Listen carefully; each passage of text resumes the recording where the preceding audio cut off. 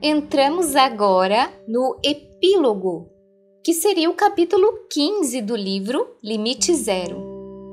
Os 3 estágios do despertar. A minha tarefa aqui na Terra é dupla.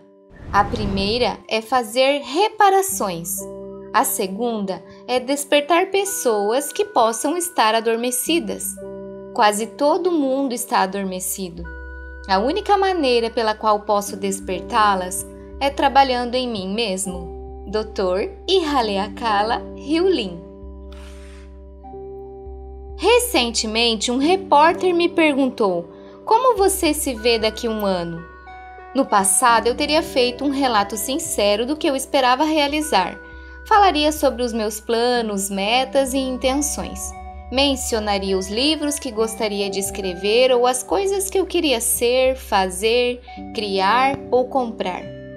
Entretanto, devido ao trabalho que realizei com o Dr. Hyulin, não mais declaro metas ou intenções e tampouco faço planos. Assim, respondi ao repórter com a verdade deste momento. O que quer que aconteça será bem melhor do que consigo imaginar neste momento. Essa resposta é a mais profunda do que você poderá perceber à primeira vista. As minhas palavras me surpreenderam enquanto eu as pronunciava. Também revelaram onde a minha mente está hoje em dia. Estou mais interessado neste momento do que no seguinte. Enquanto presto atenção a este momento, todos os momentos futuros se expandem elegantemente. Certa vez, eu disse ao Dr. Hyulin: a minha intenção hoje em dia é respeitar a intenção do divino. Há poucos minutos, descrevi para um amigo a pergunta do repórter e a minha resposta inspirada. Ele adorou. Ele vem praticando o Ho'oponopono comigo há alguns meses, de modo que compreende a verdade suprema. Quando abandonamos o ego e os desejos do ego, permitimos que algo melhor nos oriente, o divino. Este novo eu e essa nova maneira de ver as coisas faz parte da minha vivificação. É claro que essa transformação não aconteceu da noite para o dia. No entanto, ao dizer eu te amo e fazer outras declarações, fui conduzido a uma percepção consciente mais profunda, que alguns poderiam chamar de despertar, talvez até iluminação. Vim a compreender que esse despertar encerra pelo menos 3 estágios, que são praticamente um mapa da jornada espiritual da vida. Esses estágios são os seguintes. 1. Você é uma vítima. Praticamente todos nós nascemos sentindo que somos impotentes. A maioria permanece dessa maneira. Achamos que o mundo deseja nos prejudicar. O governo, os vizinhos, a sociedade, os caras maus, seja qual a forma que eles pareçam assumir.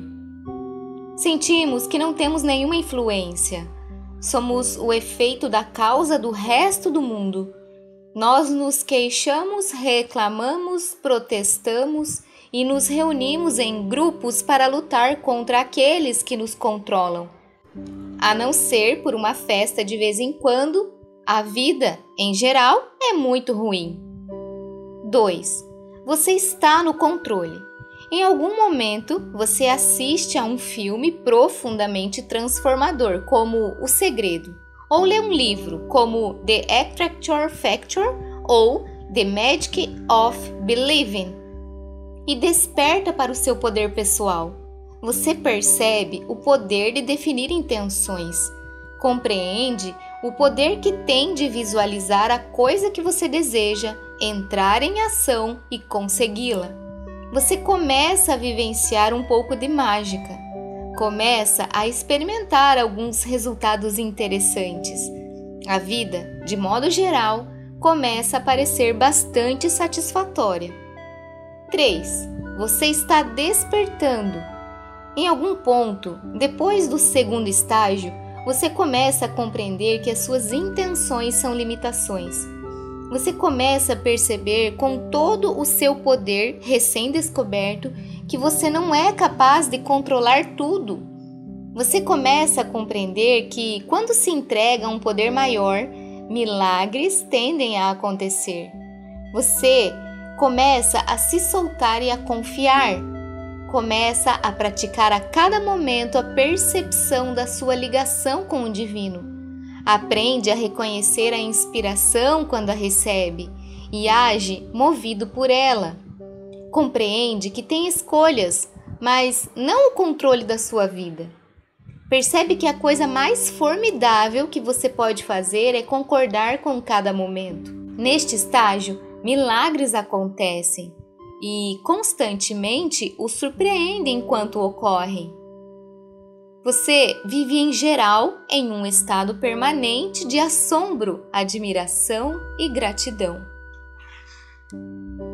Entrei no terceiro estágio e talvez a essa altura você tenha feito o mesmo. Como você decidiu me acompanhar até aqui, vou tentar explicar melhor o meu despertar. Talvez o meu esclarecimento possa ajudá-lo a se preparar para o que você logo irá experimentar ou a entender melhor o que você já está vivenciando. Tive um vislumbre do divino no primeiro seminário com o Dr. Heulin.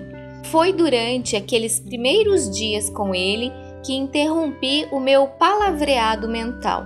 Aceitei tudo. Presenciei uma paz quase além do entendimento. O amor era o meu mantra. Era a música que sempre tocava na minha cabeça. Mas esse vislumbre não parou por aí. Sempre que eu estava na presença do Dr. Heulin, eu sentia paz. Estou certo de que se tratava do efeito do diapasão. O seu tom afetava o meu e me conduzia à harmonia com a paz. Durante o segundo seminário, comecei a ter o que algumas pessoas chamariam de lampejos psíquicos. Enxerguei auras, vi anjos em volta das pessoas, recebi imagens. Ainda me lembro de ter visto gatos invisíveis ao redor do pescoço de Nerissa. Quando eu lhe disse isso, ela sorriu. Quer a imagem fosse real, quer não, ela certamente alterou o humor de Nerissa, que ficou radiante. O Dr. Heulin frequentemente enxerga pontos de interrogação flutuando em cima da cabeça das pessoas, o que lhe indica qual pessoa ele deve chamar em um evento. Sempre que vê símbolos invisíveis sobre os seres, ele acrescenta: eu sei que isso parece loucura. Os psiquiatras encarcerariam uma pessoa que dissesse coisas desse tipo. É claro que ele está certo, mas depois que o despertar tem lugar, não há como olhar para trás. No meu primeiro fim de semana, além da manifestação, interpretei o campo de energia de algumas pessoas. Elas ficaram assombradas. Acho que isso é mais uma abertura do que um dom. Uma parte anteriormente não utilizada do meu cérebro foi ativada e se iluminou. Agora os meus olhos enxergam quando eu permito. Eis o que eu disse ao Dr. Heulin. Todas as coisas parecem falar comigo, tudo parece vivo. Ele deu um sorriso de cumplicidade. Na ocasião do meu segundo fim de semana, além da manifestação, tive outra experiência Satori. Satori é um vislumbre de iluminação, uma amostra do divino. É como se uma janela se abrisse e por um instante nós nos amalgamássemos com a origem da vida. Essa experiência é tão difícil de descrever quanto uma flor de outro planeta. Mas ao perceber que eu podia desaparecer e experimentar o limite zero, passei por uma transformação. Essa experiência é para mim uma pedra de toque. Consigo relembrá-la e voltar a ela. Em certo nível, isso é maravilhoso, pois é o meu bilhete de volta para a bem-aventurança. No entanto, em outro nível, é apenas outra memória que me impede de vivenciar o momento presente. Tudo o que posso fazer é continuar fazendo a limpeza. Às vezes, quando estou em uma reunião, relaxo e tiro os meus olhos de foco e consigo enxergar a verdade por trás de uma situação. É como se o tempo parasse ou pelo menos ficasse mais lento. O que percebo então é a trama subjacente da vida. É um pouco como descascar a camada superior de uma pintura e encontrar uma obra-prima debaixo dela. Você pode chamar isso de visão psíquica, visão de raio-x ou visão divina. Eu diria que Joy Vitale e até mesmo Al Aqua desaparece no estado zero, ou os meus olhos o percebem. Existe limite zero, apenas é. Nesse lugar não há confusão, tudo é transparente. Não vivo nesse estado, eu ainda volto para a suposta realidade, ainda tenho desafios.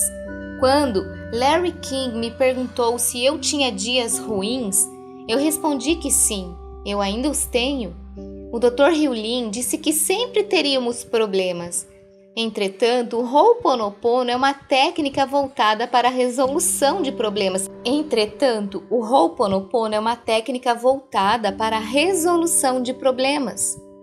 Enquanto continuo a repetir eu te amo para o divino e dou seguimento à limpeza, eu retorno ao lugar de limite zero. Se tentarmos explicar com palavras, o sinal que vem do zero é amor. Desse modo, dizer ininterruptamente eu te amo nos ajuda a entrar em sintonia. A repetição da frase ajuda a neutralizar as memórias, programas, convicções e limitações que estão atrapalhando o nosso despertar. Enquanto eu vou fazendo a limpeza, estou o tempo todo entrando em sintonia com a genuína inspiração. À medida que eu ajo motivado por essa inspiração, acontecem milagres melhores do que eu jamais poderia imaginar. Tudo o que eu tenho a fazer é continuar a fazer o que eu estou fazendo. Algumas pessoas acham que entendem a voz da inspiração prestando atenção ao tom das vozes que ouvem dentro da cabeça. Um amigo me disse certa vez: conheço a diferença entre a voz do meu ego e a voz da inspiração, porque a voz do ego é premente e a da inspiração é mais suave. Creio que essa ideia é enganadora. Tanto a voz que tem um tom duro quanto aquela que tem um tom suave são vozes do ego. Mesmo neste momento, enquanto lê essas palavras, você está tendo um diálogo consigo mesmo. Você está questionando o que está lendo. Você simplesmente se identificou com essa voz e acha que ela é você, mas não é. A divindade e a inspiração estão atrás dessas vozes. À medida que você continua a praticar o Ho'oponopono, você vai ficando cada vez mais seguro com relação ao que é efetivamente uma inspiração e o que não é. O Dr. Hyun-Lin está sempre nos lembrando que isto não é uma abordagem instantânea de cura, ela exige tempo. Eu acrescentaria que o despertar pode acontecer a qualquer momento, até mesmo enquanto você lê esse livro, ou sai para dar uma volta, ou afaga um cachorro. A situação é irrelevante. O que importa é o seu estado interior, e tudo começa e termina com uma bela frase: eu te amo.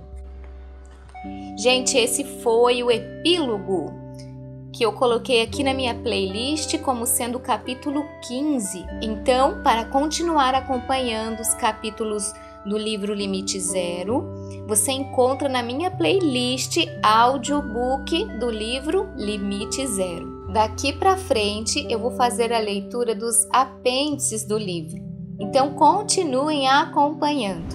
Muita gratidão pela sua presença aqui no meu canal, fiquem com Deus e a gente se vê no próximo vídeo. Tchau!